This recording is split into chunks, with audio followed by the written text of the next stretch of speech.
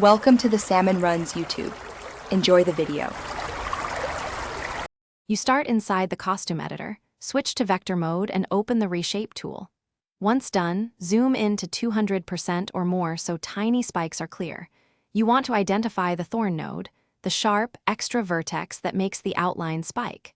Click a single node to test it. If it disappears when deleted, that is the culprit. Immediately duplicate the costume before major edits so you can revert if needed later. Now, remove or neutralize the thorn node carefully. Click the offending node and press delete. If the silhouette collapses, undo and instead select the thorn plus its two neighbors. Drag the three nodes toward the segment midpoint to merge the spikes smoothly. Once merged, nudge remaining nodes with arrow keys by small increments to restore curvature. Make sure to pan and recheck the outline at multiple zoom levels so the fix looks natural. Finish by redistributing nodes along the corrected curve for an even profile. Add a node if a long segment needs control, or delete micronodes to simplify.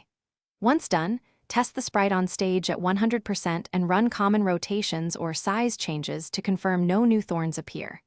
If the outline still misbehaves, restore the duplicated costume and repeat on a copy. This prevents data loss.